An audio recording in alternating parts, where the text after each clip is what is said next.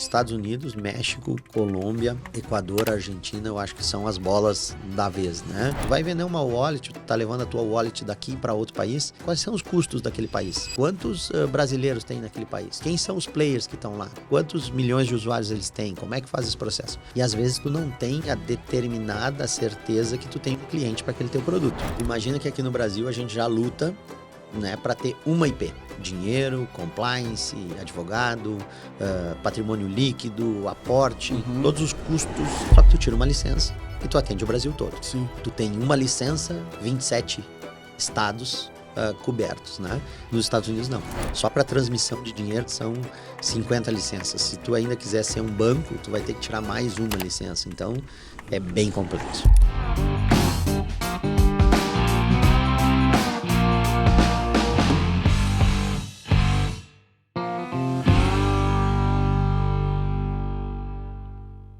Nos últimos anos, a gente tem visto casos de globalização de fintechs.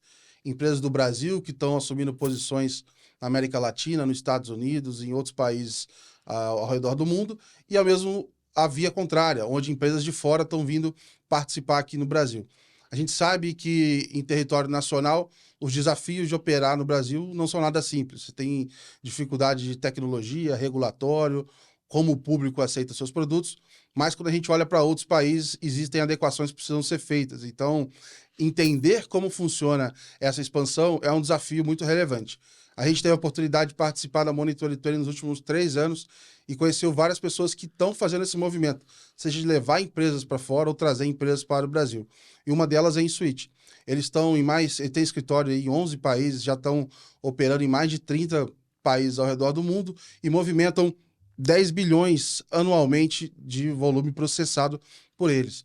Eles são especialistas em criar verticais financeiras dentro de empresas e ajudam justamente nessa transição. Então, seja de uma empresa que quer operar em território americano ou em outros países, quanto também as empresas que querem vir para o Brasil. O papo de hoje é muito simples. Nós vamos falar sobre essa dificuldade, sobre os desafios de expandir uma operação para outro país. E para a gente conversar agora, eu estou com o Michel Costa, que ele é Country Manager da Insuit. É um prazer te receber aqui hoje nesse papo. Obrigado, o prazer é meu. A gente fica muito honrado com o convite aqui da Let's. A gente acompanha bastante e vai ser um prazer poder bater um papo sobre essa questão toda da expansão, que eu acho que cada vez mais é uma oportunidade, mas também um desafio. Boa.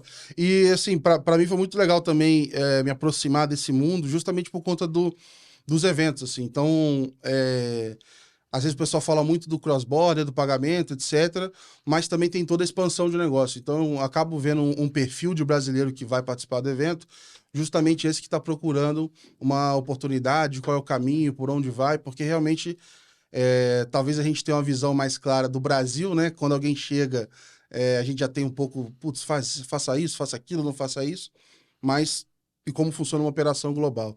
Antes da gente entrar nesse tópico, eu queria entrar um pouquinho na sua própria carreira, Michel, entender um pouquinho do seu background e como que foi essa trajetória até a sua chegada na Insuit. Se não me engano, você está ali já há quase 6 anos, 5 anos? 6 anos, 2019. Legal. Então, eu queria ouvir um pouquinho dessa sua trajetória, saber essa sua história no mercado financeiro, até começar a olhar um pouco para fora do Brasil também. Perfeito. Eu entro no mercado financeiro, já tenho 47 anos, então vamos cortar um pedaço da história para ir direto para o mercado financeiro. Eu entro no mercado financeiro, funcionário 50, 60 e poucos da GetNet. Quando ainda era GetNet, a gente brinca, menos tecnologia, porque nem o domínio era nosso, né? Então a gente começa nesse mercado financeiro, eu começo como gerente de produto para mobilidade urbana, onde também já era um desafio disruptivo. Então eu sempre tive esse DNA da disrupção de projetos especiais no mercado de fintech. O Alexandre Góes estava nessa. Tava. Porque eu entrevistei ele também, ele falou o número desse começo, daí eu falei, cara, já estamos juntando essa galera toda. A Get formou um grande grupo de profissionais que depois acabou indo, e tu pode notar que muitos se conectaram com processos de internacionalização, né? O presidente da Senior Sistemas, o Carlênio Branco, foi um cara que foi explorar o Chile, né? O Alexandre Góes, Alejandro Irigaray também, que é um outro craque. Então, muita gente que foi construindo a sua carreira, porque a gente brinca, né? A gente rompeu, né? Essa foi uma primeira disrupção. A gente rompeu o monopólio Visa, VisaNet, Mastercard, Redcard, que eram as únicas operadoras monobandeira no Brasil. Então, tu ter um projeto que foi de ter um POS que aceitasse múltiplas bandeiras, foi algo disruptivo. Isso me trouxe, depois, quando eu trago aqui para esse momento que eu estou, muitas resiliências de tu ter que construir um negócio de médio e longo prazo, que tu tá olhando lá para frente, né? Que é o momento que a gente está chegando hoje na InSuite, mas tu tem que manter a empresa operando, funcionando, que o investidor continue colocando dinheiro. E esse foi o momento lá atrás da Get, quando a gente tinha que trabalhar com todo tipo de cartão regional, recarga de celular, recarga do transporte público dentro desse processo. Então, eu corri, vamos dizer assim, cursei a Universidade da GetNet na área de mobilidade urbana, depois na área comercial, saí para ter a minha própria empresa, criei uma startup, fiz o exit dela em 2016, inclusive vendi para a Forol, que é o José Renato Hopf, que era o presidente da Get, também na área de mobilidade urbana, e fiquei num momento de identificar o que eu iria fazer, né? Então, sempre buscando esses desafios, eu identifiquei que faltava na minha carreira profissional participar de um projeto disruptivo e global. Eram duas coisas que eu perseguia. E nesse momento nem cogitava também sair da indústria financeira? Não, porque eu acho que aí é um... Acho que vicia o pessoal, né? É uma cachaça. Né? E para quem é da área comercial, vale muito mais, e a gente descobre quando vai trocando de empresa, o teu network, o teu relacionamento, a tua capacidade dos projetos que tu já conquistou. Então, por mais que... Abrir mão desse relacionamento que você construiu também não é uma tão coisa simples, complexa. né? Então, eu faço meus hobbies de investimento em startups, faço meu hobby lá de fundo de investimento, de ecossistema de inovação, mas onde a gente tem relevância ainda é no mercado fintech. E ali eu busquei essa oportunidade. Então, a InSuite é uma empresa que nasce, né? O seu CNPJ já nasce americano. Então, ela, apesar de ser uma empresa que foi fundada no Uruguai, ela nasce fiscalmente nos Estados Unidos, já pensando nessa globalização. Eu entro na InSuite em 2019, encontro uma empresa extremamente moderna.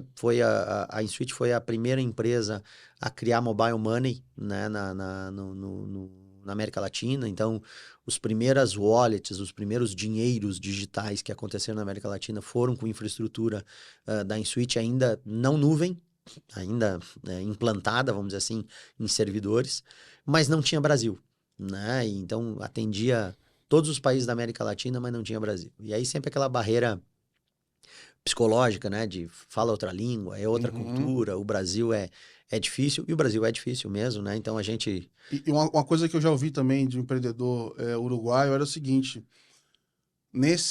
no país, no tamanho, na proporção do Uruguai ou dos outros da América Latina aqui, você já tem que nascer pensando globalmente, porque só naquelas fronteiras suas ali tem uma limitação para tamanho de mercado, escopo, Perfeito. etc, né? Quando a gente se reúne, né, e a gente acompanha várias missões que vêm para o Cubo, por exemplo, de empreendedores uruguaios, startups, é Israel, Uruguai, países com alto nível de densidade cultural, que tem uma boa formação. Se tu não amanhece o dia como o Pink e o cérebro, pensando em dominar o mundo, não tem como, né? E tem toda uma base regulatória que não é compreensível. Então, vamos lembrar que 2019 nós estávamos antes do Pix, boleto ainda era uma realidade. Como é que eu explico, né? Que vai levar até 72 horas para confirmar, experiência, né? Que o cartão de débito não funcionava na internet, enfim, todo esse contexto.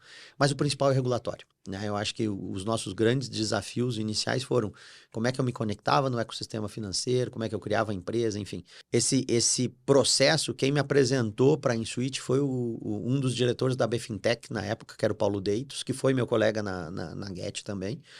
Tinha participado de um congresso ibero-americano de fintechs no Uruguai, foi recebido por um dos nossos diretores e eles estavam procurando alguém no Brasil e a gente se conectou, né, dentro desse contexto. E aí o que me fez decidir por participar do projeto da InSuite é que eu identificava esse DNA global de criar novas coisas que seriam disruptivas, né? Então, ainda não tinha o Pix no Brasil, mas já tinha o SPay no México. Mas já com a conversa, vamos dizer assim, também ela já estava avançada, né? Em 2019 ali. Não, né? já estava, era mais uma questão de sair o prazo. Quem vai dar caneta, né? Quem vai realmente definir. E aí tu via, por exemplo, a InSuite foi responsável durante a pandemia por criar um aplicativo chamado DuApp que atendeu toda a população uruguaia e é o primeiro ou o único aplicativo que eu conheço, que ele é um aplicativo único, que os donos são o Banco Central do Uruguai, o Banco da República do Uruguai, o BRO, e a Antel, que é operador de telefonia. Então, conta telefônica, a tua conta bancária e a gestão do Banco Central para os serviços públicos, todas conectadas no mesmo aplicativo. Então, quando eu olhava aquela infraestrutura, eu disse, cara, aqui tem um Lego que no futuro vai dar muito para fazer. Então, a minha decisão foi essa. Legal. Nesse momento, teria uma presença maior na América Latina. Aí pensando que hoje vocês estão em 30 países, né? Eu tô pensando assim, nesse momento, ainda tá América Latina, dá para te desenhar uma linha do tempo? Assim, nesse momento a gente tinha vários países da América Latina, né? Eu vou te dizer assim, a Argentina era bastante complexo ainda, né? Então, Uruguai, Peru, Equador, Paraguai, porque a operação do Tigo Money foi essa primeira que iniciou, Colômbia, e era um pouco disso, né? Então a gente também veio crescendo com aberturas dessas IPs, né?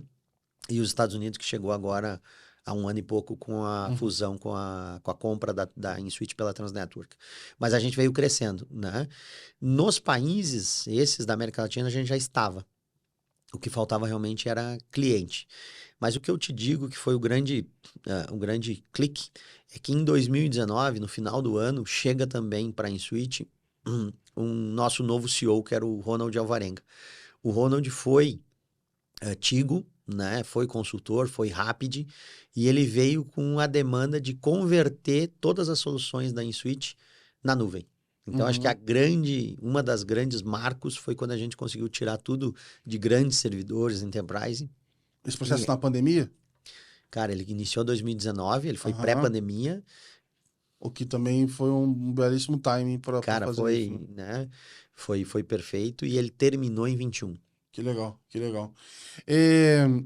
Imagino também, ainda falando dessa configuração aqui, depois a gente vai entrando nos detalhes, mas que quando você já nasce com um desafio de tendo que entender as regulações de vários países aqui, isso também já te prepara para essa entrada nos Estados Unidos, né? Perfeito. Porque na prática são estados que cada estado tem essa própria regulação, né? Tu imagina que aqui no Brasil a gente já luta, né, para ter uma IP. Dinheiro, compliance, advogado, patrimônio líquido, aporte, todos os custos, né? Cada vez mais agora, desde a regulação das Sport Bets também, as IPs cada vez mais reguladas, com mais reportes, só que tu tira uma licença e tu atende o Brasil todo. Sim. Então, tu tem uma licença, 27 estados cobertos, né? Nos Estados Unidos, não. Nos Estados Unidos... 4 fusos horários, 50 licenças. Então, só para transmissão de dinheiros, que são as MSBs, elas são 50 licenças. Se tu ainda quiser ser um banco, tu vai ter que tirar mais uma licença. Então, é bem complexo. E não é só tirar a licença, né? É monitorar e manter ela ativa, os reportes, etc. A gente comenta que para qualquer segmento, né? O licenciamento é o início da jornada. Depois são os times que vão operar, manter, estruturar e fazer esse processo, que é o mais caro, né? E aí tu fazer isso sem ter a certeza de ter cliente é um outro desafio também. Antes da gente entrar nessa parte do desafio de expansão, só para eu fechar também esse entendimento da InSwitch. Vocês atendem empresas que querem construir essas verticais financeiras e até no bastidor a gente estava falando aqui dos 3 momentos, né? Quem quer ir para fora, quem quer vir, ou a operação solo, e querer entender esses tipos de cliente e também os módulos, né? O que vocês atendem cada um deles para a gente ter esse panorama na hora que a gente for passar aqui para a discussão de internacionalização. A gente enxergou, quando veio para o Brasil, né, um grande mercado. E aí eu te comentava, né, como a gente comentou lá atrás da questão da Get, tinha um momento de amadurecimento, que eu acho que vai ser o grande futuro da InSwitch no Brasil. Um dos pilares são grandes empresas brasileiras que querem expandir. E a gente pode prover esse caminho para mais de 30 países. Iniciamos pelas empresas que queriam vir, né, para o Brasil. E aí existem provedores também que fazem esse caminho, mas como a gente tem um único contrato, uma única integração e entrega esses múltiplos países, a gente também conquistou esses clientes que vêm para cá. E os bancos de nicho pela flexibilidade e porque a gente nasceu, vamos lembrar, em 2019, totalmente API driving, né? Então a gente está direcionado para APIs e toda modularizada para te ir crescendo conforme isso. Então, processos de nicho, de varejo, de gig economy, de distribuição, de saúde, podem criar suas verticais. Então, resumidamente, empresas que querem vir para cá e fazer esse processo, empresas que estão saindo e querem aproveitar nossa infraestrutura para ter time to market e bancos de nicho. Quais são os 4 grandes blocos de produto? Pagamento, né? Então, nesses 37 países, todo tipo de pagamento. Então, quando eu estou com aquela integração, eu vou para o Brasil, eu habilito Pix, cartão de crédito, cartão de débito, todos os rios de pagamento aqui, rails de pagamento no Brasil. A mesma integração te habilita que tu via portal, faça um flag. Estou indo para o México, vão ser os métodos de pagamento do México e assim por diante. O segundo processo é um grande BaaS, né? A gente tem um core bancário importante que permite que eu tenha toda a minha gestão de conta bancária, de wallet, de carteira, multimoeda, que é algo bem importante. Então, consigo gerenciar dentro da mesma plataforma de BaaS várias moedas, inclusive cripto. Qualquer instituição está preocupada com isso. Você vê que acho que quase todo mundo já tem alguma coisa de multimoeda. Isso aí, né? Um dos primeiros projetos de Pix Internacional, a gente lançou junto com o Itaú Pix no Mundo para poder fazer essa articulação multimoeda, né? De eu, turista brasileiro no Uruguai, pagar com Pix. Então, esse core bancário de wallet permite muito isso. A gente também tem toda a parte de issuing e processamento, né? Então, a gente emite e processa cartões de crédito em múltiplos países, bandeira, Visa e Master, aí vai variar os BINs e os sponsors que a gente quer. E agora, o grande negócio que está tendo uma atração muito boa são os money services, né? São os serviços financeiros, porque quando a Transnetwork adquire a Insuite, a Transnetwork é uma das maiores empresas de remessas financeiras cross-border, transfronteiriças do mundo, né? Então, eles têm 108 MTOs, que são os transmissores de dinheiro. Para te ter uma ideia, 60% do volume financeiro que sai dos Estados Unidos para o México, transferências de pessoas físicas, saem pela infraestrutura da Transnetwork. Então, isso nos deu uma capacidade de, além das licenças todas nos Estados Unidos, poder enviar e receber dinheiro em múltiplos países de uma maneira muito mais rápida e muito mais eficaz, porque eu tenho, vamos dizer assim, dólar net em múltiplos países e eu consigo fazer uma entrega legal. Então, os pilares, né? Métodos de pagamento, core bancário, emissão e processamento de cartão de crédito e agora toda a parte de pagamento transfronteiriço. Legal. Então, eu achei interessante você falando que uma das propostas de valor é, olha, eu tento em um contrato te atender a cobertura geográfica ao mesmo tempo de escopo, né? Para tentar facilitar ao máximo essa gestão ali, porque quando a gente fala de Bank as a Service, ou a gente está falando aqui de soluções, na prática o que a gente acaba vendo é que existem 1000 formas de se fazer. Muita gente optou por uns caminhos que, vou usar a palavra remendo aqui, você pega um daqui, outro dali, etc. Quando você vê, ele vira uma gestão muito grande de fornecedores, etc. A divisão de papéis e responsabilidades também não é trivial, quando dá um problema, e aí você vê que não é tão simples assim fazer essa gestão. Então, achei bem interessante, porque quando, até na própria Money, os eventos que eu participei, eu acabava vendo, às vezes, as ofertas muito unificadas. Então, assim, ó, tenho este pedaço aqui para este grupo de países, né? Então, evitar de ter que compor isso, imagino que seja um valor muito grande para o cliente, né? E tem um passo anterior que é muito do que tu comentou.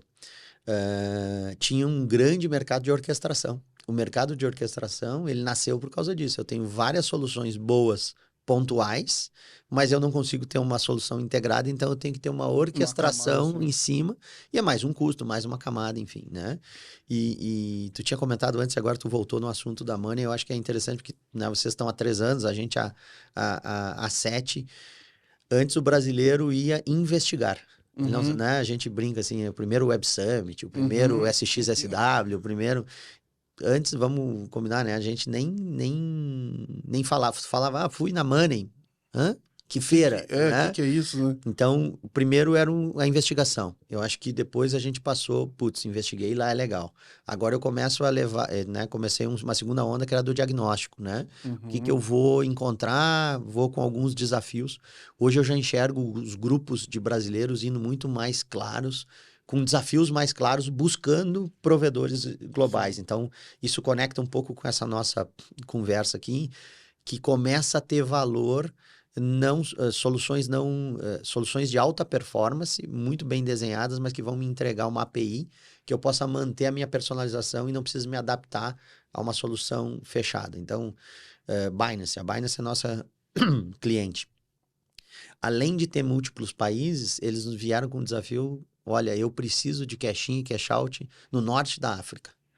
Então, a gente teve que construir também e ativar países que não estavam na base, mas mantendo o mesmo contrato. Então, o desafio de orquestrar regulação, orquestrar partner, orquestrar rede em países novos para um desafio de um cliente nosso, também fica sob nossa responsabilidade. Então, flexibiliza bastante a expansão. Legal.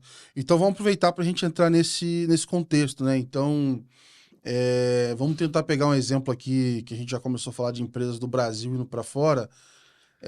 Geralmente, quais são esses desafios? A gente pode até tentar, talvez aqui, desenhar um exemplo, mas vou usar os Estados Unidos aqui como exemplo, de repente a gente pode até pensar em outros, como esse cliente chega até vocês, assim, ele já sabe os países que ele quer ir, ou ele sabe o país, mas não sabe o escopo e não sabe o país. Como começa essa conversa e pra gente desenhar, assim, esse cenário? Perfeito. Acho que até vou usar uma palavra que a gente estava batendo um papo antes, que é assim, nós estamos numa fase da evangelização. Então, tu não precisa saber quase nada, mas nos procura, porque eu acho que a gente vai aprender muita coisa junto. Então, Legal. alguns clientes sabem muito claramente. Eles já têm uma estratégia, já têm uma estrutura. Ou outros clientes se frustraram, foram para um país e tiveram que voltar. Né? Mas hoje a gente está ajudando muito, desde a área do BP, para te aprovar numa diretoria, para dizer quais são os custos daquele país. Quantos brasileiros tem, se for um produto de remessa financeira, quantos brasileiros tem naquele país? Tu vai vender uma wallet, tu tá levando a tua wallet daqui para outro país, quem são os players que estão lá? Quantos milhões de usuários eles têm? Como é que faz esse processo? Porque quando tu pega os Estados Unidos, por exemplo, tu tem um desafio regulatório importantíssimo, né, que a gente citou rapidamente, são 50 licenças, tu tem que estruturar esse processo, tu vai ter que manter time, vai ter que explorar, e às vezes tu não tem a determinada certeza que tu tem um cliente para aquele teu produto. Sim. Então, a gente ajuda nessa avaliação toda, nessa questão de avaliação, mas o principal é, tu pode ter o teu produto com a tua marca, né, com o teu white label, fazendo um produto inicialmente. Vamos começar por remessa financeira dos Estados Unidos para o Brasil. Se eu sou um investidor, um empreendedor brasileiro, eu vou ter uma dúvida. Que estado eu começo? Sim. A gente comentou, vamos começar pela Flórida. O estado e o produto. Porque eu fico pensando assim, o playbook é igual do que eu faria no Brasil? Não. Porque a gente até brinca que a gente fala muito que hoje em dia não tem muito mais espaço para você fazer uma conta digital por ser uma conta, né? Ela tem que ter algum contexto, ou ela está numa vertical de nicho, o que ela entrega mais ali. E como é que é isso lá fora, assim? E tu tem as flexibilidades. Nós estamos vivendo agora um momento que antes, assim, a coqueluche era abrir contas digitais globais para brasileiros investirem no Brasil. Será que o lugar mais seguro para o brasileiro investir hoje é os Estados Unidos? E aqui não estamos fazendo juízo de valor, só estamos fazendo... É uma questão geopolítica. Matemática, né? E surgiu uma oportunidade agora que todos os latinos, inclusive legalizados, com visto, com tudo, estão dispersando o seu dinheiro em outros países. Como eu aproveito essa oportunidade? Legal. Então, tu tem players que investiram fortunas, né? Fortunas no sentido de milhares de reais ou dólares para estruturar. Coisa, vezes 6 virou uma fortuna. Virou uma fortuna, né? Fez isso, montou uma estrutura, começou a fazer, tá com a tua informação e agora tu tá daqui a pouco na Flórida e vai ter que investir em todas as licenças dos outros estados ou uma licença de banco sem ter essa certeza. Agora, nós temos players, por exemplo, que aproveitaram agora essa jornada em 5 meses. O tempo médio, né, de implementação para quem sabe o que quer, que já tem a definição, sabe o país, sabe o produto, sabe tudo, é de 60 a 90 dias. Então, é muito rápido para o mercado de fintech quando a empresa já tem. Mas quando tu vai fazer esse processo de investigação, de estruturação, leva um pouco mais, mas Um grande e-commerce global, amarelo, que tem um banquinho azul, né? É, Gigante, por sinal, gigante, também. por sinal, né? Nós estamos lançando um produto agora, junto com eles, na verdade, eles estão lançando um produto utilizando a nossa infraestrutura, que é o envio de remessas dos Estados Unidos para o México, através de um único botão dentro do próprio aplicativo Legal. do banco deles. Cara, isso levaria anos para eles terem as licenças. Sim. Né? Então, eles estão experimentando rapidamente em todos os estados uma solução que custou perto do que seria uma operação de implementação da tua empresa nos Estados Unidos, muito rápido, e vai validar. Legal. Vamos imaginar que isso dê muito certo. Agora eu tenho um fluxo para desenhar a minha estratégia de implementação.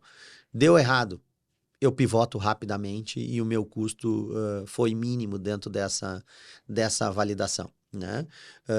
Então eu acredito muito que as empresas possam e devam nos procurar sem saber ainda qual a sua estratégia de expansão, mas sabendo que para os Estados Unidos, a diferença eu acho básica, né?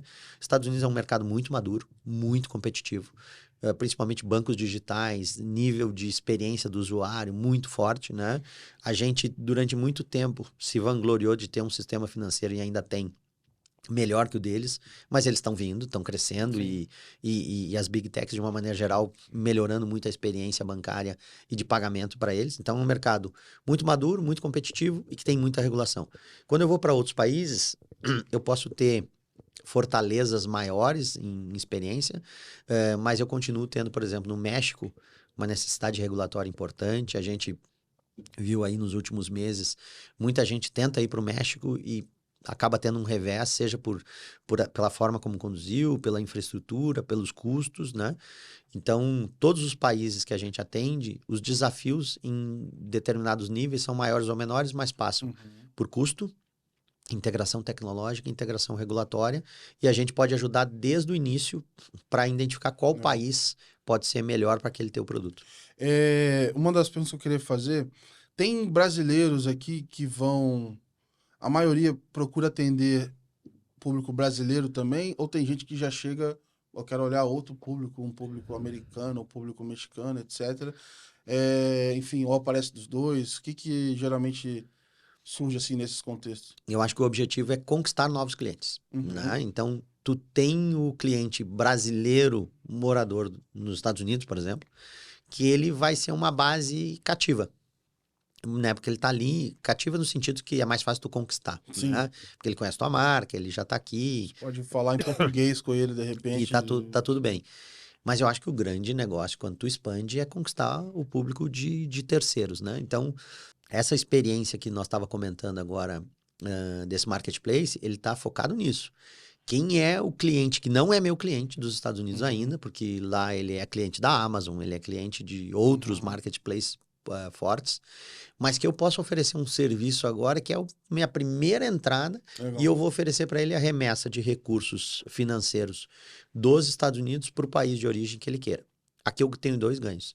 Eu conquisto ele como cliente nos Estados Unidos e ele precisa ter uma conta minha no país de origem para receber esse recurso também. Então, eu conquisto 2 leads, por exemplo. Né?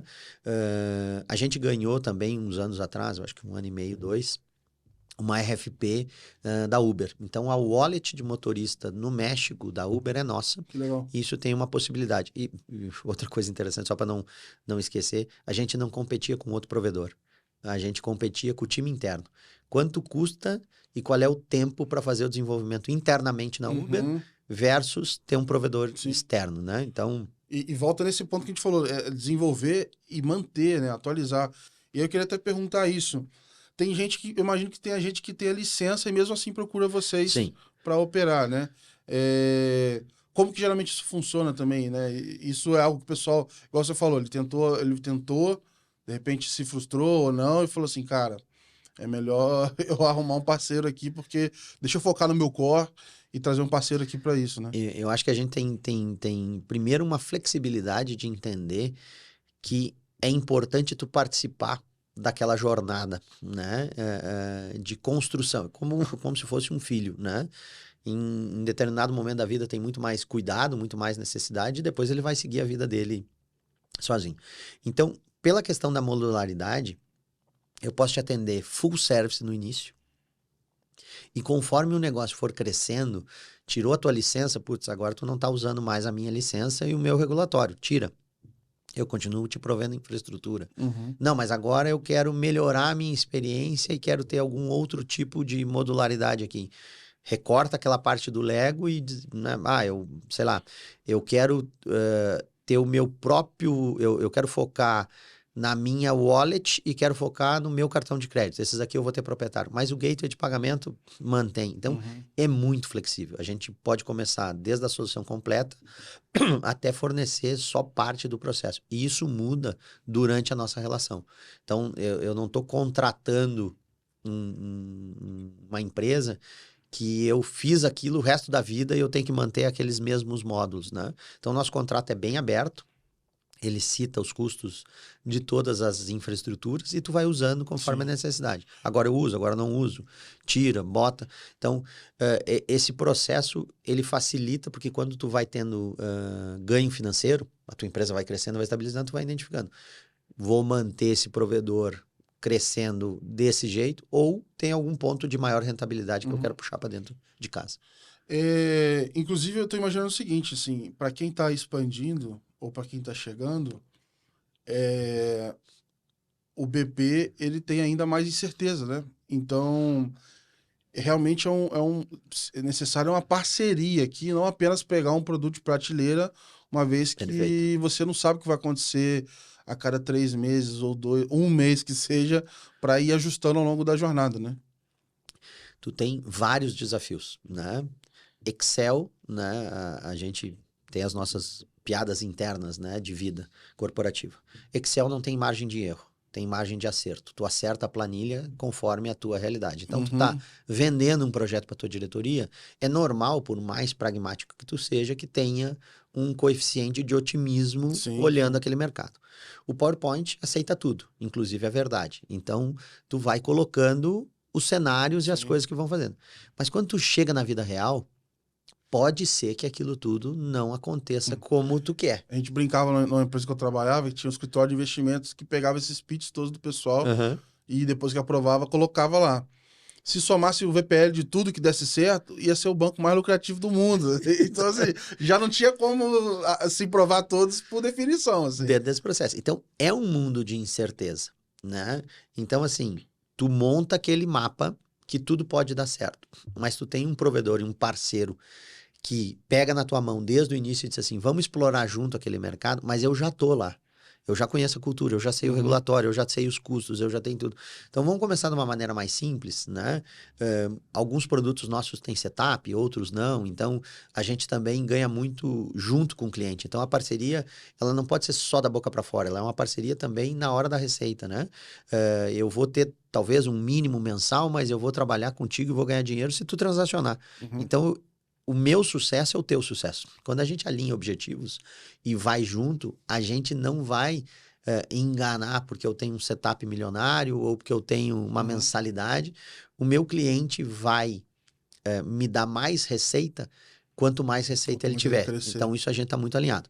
E aí a gente busca esses parceiros e vai ajustando. Então, a gente tem alguns grandes bancos que começaram a olhar agora, opa, eu tenho um ganho de escala.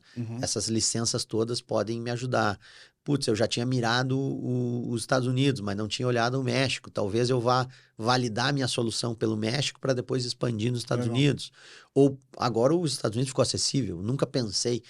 Como a gente faz isso de uma maneira rápida e prática? Então, as APIs, as integrações e o regulatório de te dar essa possibilidade de tu validar o teu BP, validar a tua estratégia, definir qual produto tu vai começar, medir ele e poder expandir a um custo muito mais adequado do que, sei lá, hoje eu poderia iniciar uma operação nos Estados Unidos, no México, na Colômbia, no Peru, no Equador, a América Latina toda, né, Caribe, menos Venezuela por questões óbvias,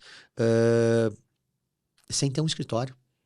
Sem ter um contador, sem ter um advogado, ou seja, eu posso ter alguém ainda no Brasil cuidando daquele mercado que vai ficar indo e vindo durante um período, para fazer isso. Mas eu posso operar tudo sem ter uma infraestrutura local. Legal. Começou a dar certo, eu vou ampliando. Você tem outros cases que você pode compartilhar, seja da trajetória, citando ou não o nome, para para quem está nos ouvindo também entender um pouco desses passos ali na expansão, enfim, como é que isso tem acontecido também? A gente tem. Eu vou comentar outros. O Brasil, ele agora despertou, né? Eu acho que ele despertou nos últimos um ano aí essa capacidade que nós temos ótimas soluções para expandir. Então, a gente tem muitas conversas com bancos nessa fase ainda investigatória, né? Então, alguns bancos digitais que a gente já tem contato e está analisando esses projetos, ainda buscando pessoas que queiram vender os seus produtos. Então, assim, vou dar exemplos que não são nossos clientes, mas que poderiam ser. Por que que a Amazon pode vender no Brasil e a Magazine Luiza não pode vender no México? Uhum. Né? Por que que eu consumo streaming, né, americano e não vendo Globoplay em outros países, né?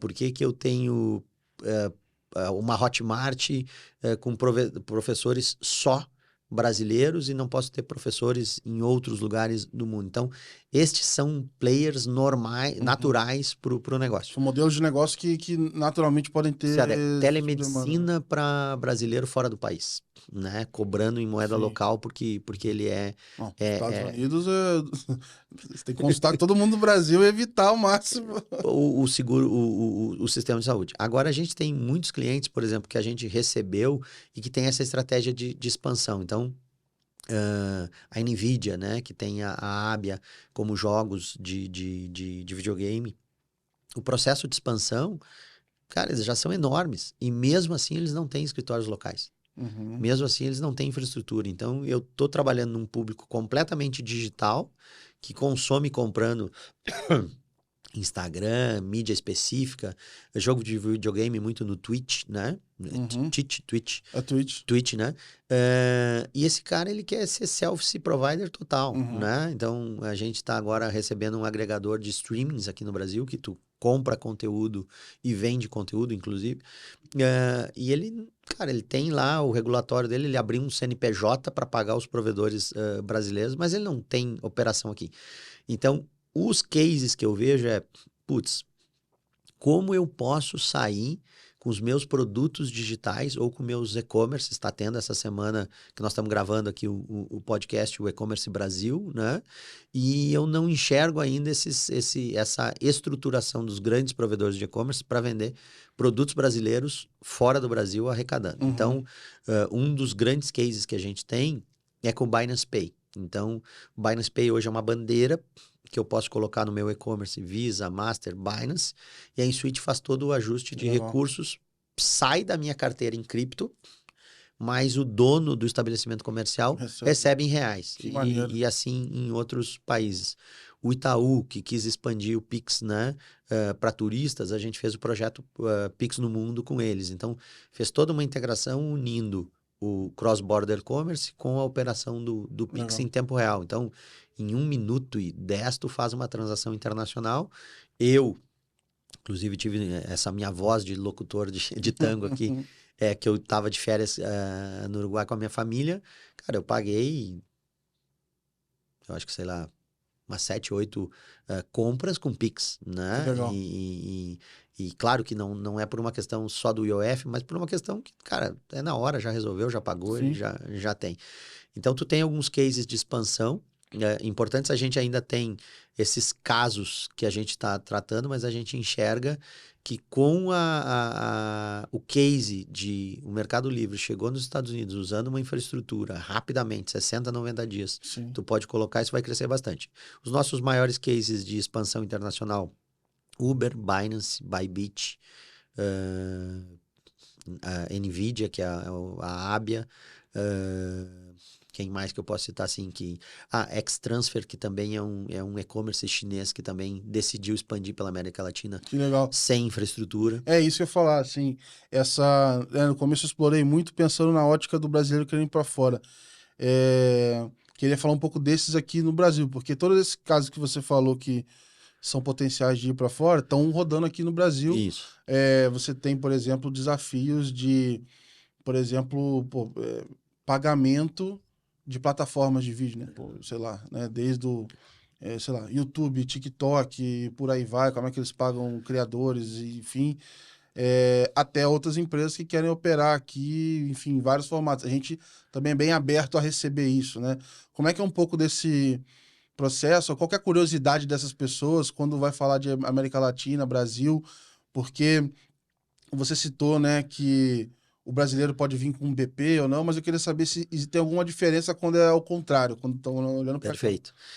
Aí é um pouco mais simples, né? Porque eles estão olhando um grande mercado de 280 milhões de pessoas, que tem uma regulação mais complexa, mas a gente já é heavy user de tecnologia e consumo.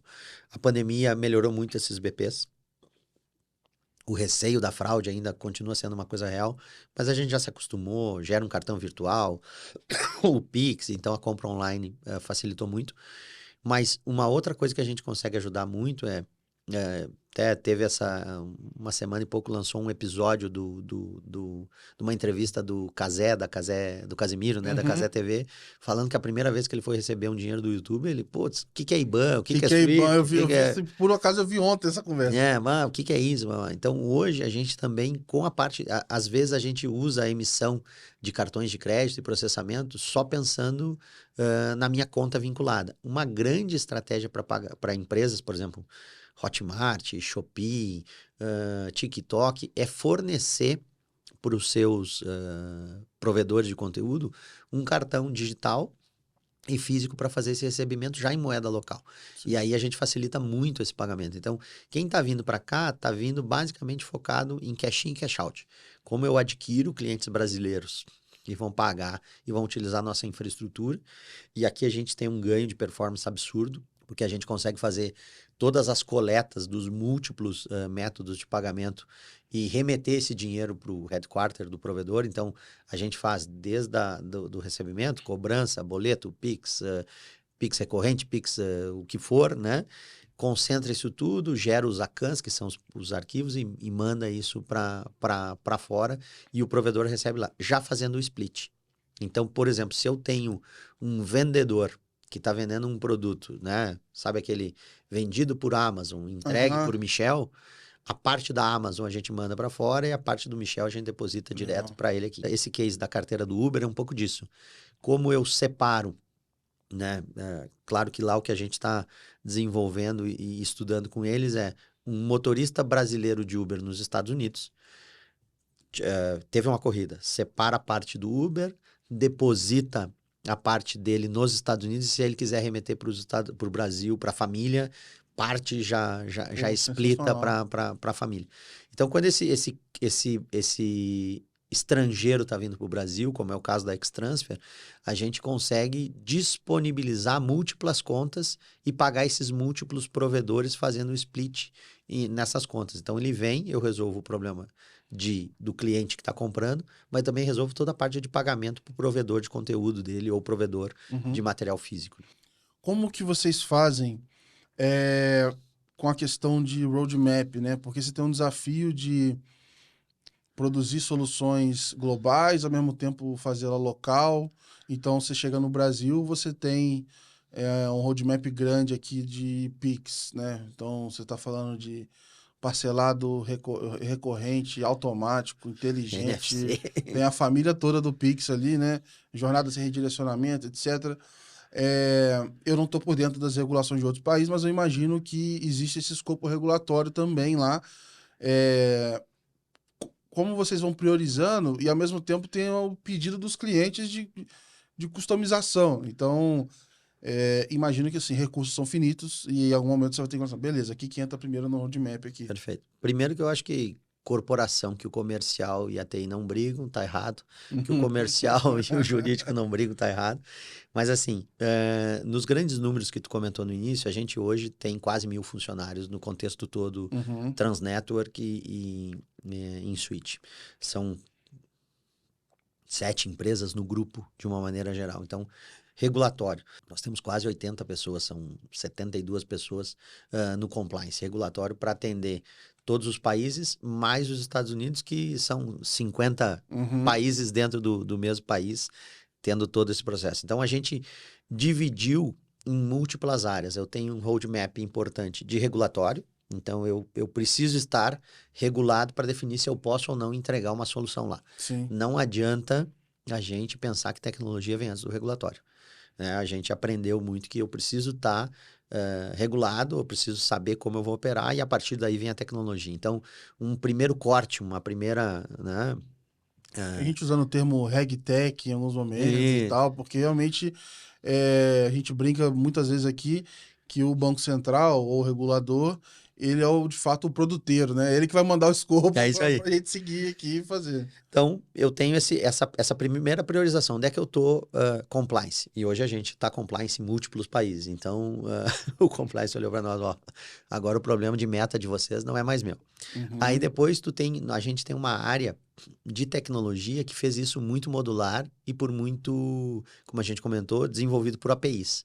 Então é muito fácil eu buscar novos parceiros, novos países, novos provedores de infraestrutura conforme essa regulação e conectar. Então eles também Uhum. disseram, galera, nossa parte aqui eu ajusto, faço o que tem que fazer. Aqui no Brasil agora o mercado de tiqueteiras está sofrendo uma necessidade de se tornar IPs também, então a gente tem alguns desafios pontuais de tecnologia para certificar todas as transações, uma integração. Então, tecnologia hoje também está muito mais simples e muito mais modular nesse. Virou meio que um Lego, né? É Uhum. fácil montar um avião, montar um helicóptero com as mesmas E pecinhas, só para reforçar, se a pessoa quiser te procurar aqui também no Brasil para operar só o Brasil, sem ela problema. também pode, né? End-to-end no Brasil não tem problema. A gente, claro, que tem competitividades diferentes, né? E aí vai variar nicho, mas a gente atende qualquer cliente, seja de fora que vem para o Brasil, do Brasil que vai para fora, ou Uhum. Brasil standalone. Aí a gente vem hoje com o nosso grande desafio, que eu acho, de priorização de novos produtos e países, que é a expansão, né? A gente tem uma área específica de parcerias estratégicas e expansão global, né? Então, hoje, um grande desafio é estar colocando cada vez mais países com a maior quantidade de infraestrutura e serviços disponíveis, né? E para nós, da área comercial ou responsável por um país, a gente tem o desafio de encontrar esse match, né? Então, a gente tenta vender muito mais o que está alinhado, que já é muita coisa, e controla os projetos especiais de uma forma diferente. Então, hoje, para nós ter um novo produto de serviços financeiros, de remessas entre países, onde eu tenho todo o licenciamento dos Estados Unidos e vou poder ofertar isso para o mercado brasileiro, passou a ser uma prioridade, porque é algo que ninguém Uhum. tem. Então, eu foco ali. Se vier algo muito diferente, que precisa de um desenvolvimento, teria que dar muito volume financeiro para ser priorizado. Então, Uhum. hoje, a gente tem um menu, vamos dizer assim, né? Fazendo uma analogia que talvez só brasileiros entendam, né? Quase que um coco bambu, né? Tu tem Uhum. tudo no menu e aí tu Entendi. vai escolher o que tu quer comer, né? Pode fazer um projeto especial? Pode, mas aí tem um estudo muito É. mais complexo. Mas hoje é difícil a gente não encontrar uma demanda de um cliente que dentro desse arcabouço de ferramentas a gente não consiga atender, né? Então, tem casos, por exemplo, de bancos muito legados que a gente que tinha estruturado, que não conseguia se digitalizar, e a gente fez a parte só o front-end, vamos dizer assim, e as APIs se integraram. A gente lançou agora uma operação de cartões de crédito, se não me engano, é El Salvador, que é a Nico, né? Foi muito rápido também e explodiu porque pegou Legal. aquele nicho de quem tá enxergando. Então, é rápido para fazer essa integração, desde que tu saiba o escopo, como Uhum. vai fazer esse processo. Para quem quer ir para outro país, o que que você considera como um MVP? Seja de tempo, de escopo, de, sei lá, de valores ou de número de clientes. Porque imagino que desses que vêm desestruturados vão montar um BP, muitas vezes falam assim, olha, a gente precisa testar, né? Esse primeiro teste, ele precisa ter massa crítica também para você dizer que está válido ou não a hipótese, né? O que que você recomendaria ou nessas conversas? O que que aparece como MVP para quem quer expandir para outro país? O maior, pensando, né, outro país é identificar o teu produto. A gente precisa, aí não é uma resposta genérica, né? Se eu Porque tenho, tem uma suíte inteira aqui se eu tenho de ofertas, se eu vamos tenho um dizer assim. banco digital, é um tipo de abordagem. Se eu tenho um e-commerce, é outro tipo de abordagem. Se é um produto de seguro, se é um produto de saúde, enfim, vai depender um pouco disso. Mas é uma operação que costuma gerar. Tô chutando aqui, tá? Ah, roda no mínimo um ano. Roda no mínimo. Ou que dá para ser visto no mercado. Assim, geralmente quando vão fazer esse movimento. 6 meses é um bom ramp-up. Então, vamos considerar dentro de um ano, Uhum, né? Eu escolher um produto, integrar esse produto, que leva aí 60, 90 dias, e rampar ele durante uns 6 meses para tentar fechar um ciclo de um ano uhum, e aí entender e comparar o meu crescimento brasileiro, como foi, com aquele crescimento. E aqui tem um desafio que não é nosso, é do contratante, é do cliente. O maior desafio vai ser marketing, é como eu vou ser conhecido distribuição ali. naquele país, porque não adianta eu ter uma rodovia, né, com Sim, um puta ônibus preparado para fazer a viagem se eu não conseguir sim. atrair esse processo. Então, diferenciais de valor agregado são importantes. Então, quando eu elimino da tua mente regulatório, gente, equipe, tecnologia, Uhum, e tu foca no teu core, todo o teu recurso disponível e todo o teu foco e energia disponível vão ficar como eu vendo o meu produto naquele país. legal. Porque é uma outra cultura. Então, eu acho que aquilo que levaria 3, 4 anos para te validar um MVP, tu valida em um, porque a tecnologia tu resolve muito rápido, e aí tu vai validar o CAC, né? Como é que eu vou adquirir esse cliente Uhum, para fazer o meu processo. Eu acho que esse é a grande entrega que a gente dá, que os projetos levariam anos, né? Então, uhum, sei lá, se a gente for ver casos de internacionalização, o iFood foi para o México e saiu, né? Enfim, o porquê a gente não sabe, uhum. né? Mas muito provavelmente tu teve esse processo. A gente tem a Edenred, que comprou a Rede Punto, também está no México. Tá lá, tá crescendo, tá fazendo seu movimento, mas também montando time, fazendo estrutura. Nubank também tá com esse processo. Vou, não vou, como é que eu vou? Já fui, quanto eu invisto, né, nesse processo. Então, tu vê o quanto é custoso e quanto poucas empresas fazem esse movimento, porque ele enxerga um MVP de 4 anos. E vamos Sim, combinar sim, que MVP é MVP. sim. Eu tenho que entrar rápido, sair rápido e ver o que acontece. Então, para nós, são parcerias de longo prazo. A Uhum, gente entende que também tem que acompanhar esse crescimento. Eu não espero grandes volumes no início do meu parceiro, do meu cliente, mas a gente vai construir esse crescimento ao longo do tempo para que ele possa ficar naquele país de forma estruturada, né? legal. Eu acho que faz sentido, a gente não chegou a abordar aqui, mas acho que faz sentido. Em outros episódios, a gente estava ouvindo um pouco sobre o México e da lei fintech, o quanto ela é abrangente e ao mesmo tempo ela tem ali uma nuvem cinza que ela dá a direção, mas não especifica. Então, de certa forma, em alguns momentos, o desafio tecnológico ele aumenta, né? Porque a integração não é igual em todos os players e tem um ajuste aqui, um outro ajuste ali, etc. Então, a entrada em outros países não quer dizer que todos os países você vai chegar e você vai ter conexões padronizadas igual o Pix aqui e conseguir fazer, né? Cara, super interessante essa tua colocação, que a gente vai falando e vai perdendo um pouco, né, de alguns itens importantes. Não é igual. E a gente não pode, como brasileiro, expandir com o mindset brasileiro. Esperar que vai, vamos dizer assim, até aqui tem alguns ajustes que você precisa fazer num negócio que é referência para o mundo, tá todo mundo olhando, tem um modelo da ISO, padrão, etc, né? Mas aqui a gente está muito mais estruturado, porque É, já fez. Quando tu desembarca num país, tu tem uma legislação específica que não é igual à nossa. Tu tem um processo que tu não sabe a motivação daquela legislação. Então, a gente sabe o porquê que o Pix. Conhece o histórico do Pix, já vem lá né? para SPB, já consegue lembrar dos movimentos de mercado, sentiu as dores que o Banco Central mapeou para poder E mudar, né? participou, né? Tu tava nos grupos Sim. técnicos da BFintech, blá, blá, aquilo vai indo. Lá tu não sabe por que que aquilo foi feito daquele jeito e como funciona, né? Tanto é que os nossos escritórios de monitoramento regulatório é Houston, El Salvador e Cidade de México, né? Porque Uhum. é muito complexo. Então, tu ter alguém que já padronizou isso tudo e vira como um tradutor, né? Tem o cara lá falando, sei lá, mexicano, alemão, inglês, espanhol, e eu tô te entregando em português, tudo padronizado, facilita muito, porque senão ele vai mudando esse regulatório E o parceiro, ele te desliga a hora que ele quer. E ele não avisa. Então, tu também tem que ter backup, né? Se eu tô sozinho nessa jornada, eu vou ter que chegar lá, vou ter que encontrar um parceiro, vou ter que negociar preço, não vou ter volume, né? Eu vou ter toda essa dificuldade e o parceiro ainda pode te cortar no meio do caminho dentro dessa estrutura. Quando eu já entro, né, com uma empresa como a Insuit que está me pegando pela mão, essa relação com esse parceiro mexicano, por exemplo, que nós estamos, é de longuíssimo prazo, né? Uhum. Eu já tenho uma relação, eu tenho A, B, C como backup, eu sei o melhor caminho para fazer. Então, tu ter a garantia que tu também não vai ficar mudando o teu produto do ponto de vista tecnológico para o México, para a Argentina, que agora voltou a ser um grande mercado, Peru, Equador, Estados Unidos, é uma grande vantagem. Legal.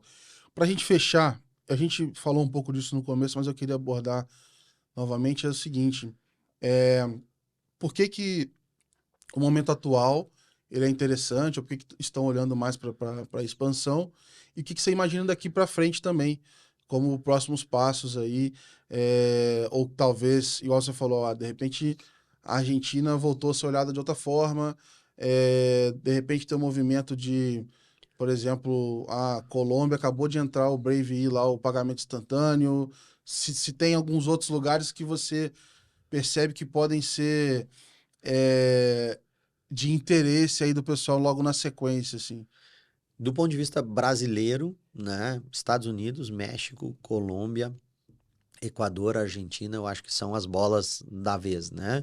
Estados Unidos por motivos óbvios, né? A força da moeda de tu ter alguém te pagando em dólar é Sim. muito interessante. A gente brincou que o custo é em dólar, mas o pagamento é em dólar É em também, dólar né? também, Então, né? E tu pode manter, essa que eu acho que é a beleza, né? O teu custo pode manter em reais. em real, Eu e aí é mantenho, melhor ainda, você tem uma eu margem muito mantenho a minha maior. infraestrutura toda aqui, né? O meu time, minhas pessoas, enfim. E eu tenho uma estrutura menor lá e faturando em dólar. México, Mesmo se você quiser fazer a operação de cartões, igual você falou ali. Né? isso. No México é porque também é o terceiro maior mercado, então é isso. Colômbia e Equador, às vezes a gente não olha com tanto carinho, mas também são populações extremamente capacitadas, que estão com estrutura de crescimento, que estão crescendo dentro desse contexto. E a Argentina tinha uma dificuldade muito grande do câmbio. E agora que o câmbio está se estruturando e tu passa a ter fluxo financeiro possível de uma maneira mais estruturada, volta a ser um objetivo por causa da proximidade, cultura mais próxima. Mas tu tinha uma restrição, né? Tu vendia os teus produtos e o dinheiro não saía de lá. Então, ficava complicado. Então, como tendência geográfica, eu penso nisso. Mas também a gente tem que dar uma olhada com carinho para alguns países da Europa, tem que olhar com algum carinho também para a África, né, que eu acho que também é um grande mercado desassistido do ponto de vista de tecnologia, de infraestrutura, de produtos digitais, que a gente também pode olhar como brasileiro para a distribuição de produtos. Nós temos um custo logístico no Brasil um pouco mais complexo. Então, quando eu sou um vendedor de produtos físicos, eu vou ter outras restrições que não são regulatórias e tecnológicas. Mas se eu sou um provedor de produtos digitais, jogos, né? Aqui tem que fazer uma separação, né? Gaming, que são jogos eletrônicos. Sim. Gambling, que são, né, apostas de uma maneira geral, cassino. O pessoal até às vezes fala de iGame versus game, assim. Né? E depois a gente vem para as apostas esportivas aqui. Mas tem um mercado de produtor de jogos muito importante, alguns estúdios de games importantes aqui no Brasil, que são grandes provedores, né? Por um acaso, hoje a gente vai gravar mais um papo sobre isso, inclusive. Então, cara, aqui tu tem um poder de dispersão muito grande, né? A gente tem focado muito também no mercado de etiqueteiras, porque pelos métodos de pagamento, de passar um cartão de crédito internacional, tu tem ainda um índice de rejeição muito grande, porque o BIM é internacional, então tu fornecer uma wallet que ele possa comprar esse ingresso e se tiver algum problema, o reembolso, ou eu não sei que show vai ter, mas eu vou gastar 500 euros em show no Brasil e eu quero depositar lá na Ticketmaster, que é até um cliente que a gente, através de uma colega nossa, a Bruna, né, fechou essa semana para Binance Pay, que pode vir outras coisas. Então, putz, eu vou depositar 500 euros, mas eu quero chegar aqui no Brasil, eu não sei. Putz, tem jogo do Corinthians, eu vou, né? Tem show do, sei lá, sertanejo, eu vou. Então, tu consegue... Porque eles também estão, na verdade, ampliando a presença no lazer das pessoas, né? Isso. Então... já começa a fazer sentido ele ter esse saldo disponível para ele consumindo, porque ali ele já associou isso ao uso da vida dele, né? Eu sou gremista, né? Então, sofredor. Mas adoro futebol onde eu vou. Então, se eu tivesse aquela possibilidade de ter numa wallet e aquela tiqueteira poder me fornecer um ingresso aonde eu quisesse, putz, E que geralmente quando fazem isso, eles dão uma série de benefícios também, né? é uma experiência positiva, né? Então, eu acho que esses mercados digitais e que tu tem uma questão de turismo e entretenimento é uma coisa que vai facilitar. Para o estrangeiro, o mercado brasileiro continua sendo um grande negócio, né? E aí eu vejo como tendência, cara, vai virtualizar, o Pix vai ter vários nomes, né? Mas QR Code, pagamentos instantâneos, né? Visa, Master, tá todo mundo. Então, o pagamento instantâneo é uma realidade, já foi, né? Eu tive a oportunidade muito tempo atrás, quando estava começando aqui, PicPay, com QR Code, antes do Pix, ainda eu fui para a China e entendi, cara, não, o cara fez o Sleepfrog aqui, né? O Jumpfrog, né? Ele largou e disse assim, cara, era muito cash.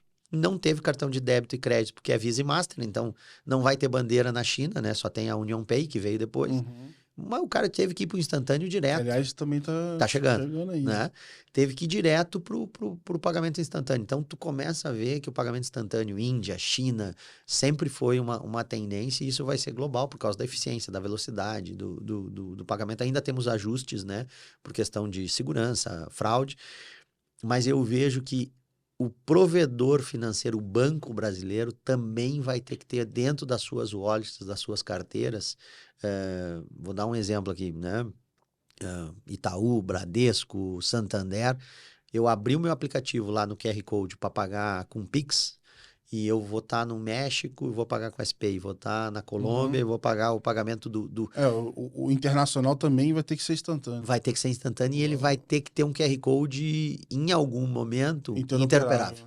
Né? Então, assim, como tendência para brasileiro, eu vejo se preparar para os pagamentos instantâneos, de uma maneira geral, esses países geográficos e o cross-border commerce. Eu acho que assim, a gente está perdendo uma oportunidade muito grande de fazer comércio internacional aproveitando a taxa de câmbio que pode dar uma receita bem importante para o Brasil dentro desses produtos digitais. Legal.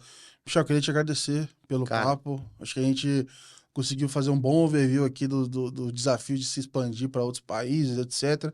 É claro que tem as questões de qual produto, qual o teu BP e etc. Mas acho que é legal também que o pessoal pode, enfim, te procurar aí para entender, seja no momento só de ideação, porque eu quero saber talvez em que momento que eu vou trazer isso aqui para dentro de casa, mas seja também no momento mais avançado ali para definir estratégia mesmo, né? A gente está super aberto para conversar, está participando muito das feiras, né?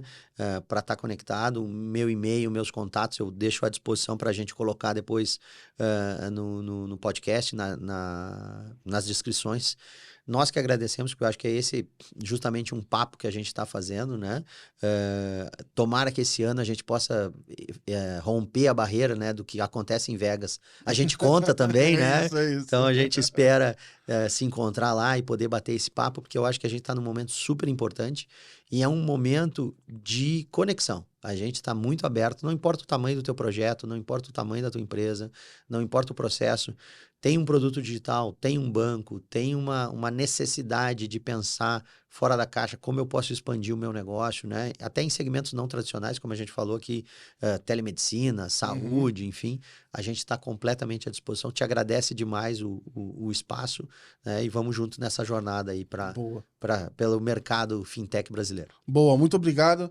Nossa audiência, obrigado mais uma vez por nos acompanhar e fica aquele recado, follow the money, se mantenha atualizado e entre lá www.letsmoney.com.br, lá tem uma matéria deste episódio e de todos os outros que a gente está fazendo. Então, você acompanha as notícias, nossa newsletter, teve algum episódio que você não pôde acompanhar, você tem a matéria e consegue compartilhar com seus amigos. Se mantenha bem informado, continue consumindo o nosso conteúdo e a gente se vê no próximo episódio. Muito obrigado, valeu!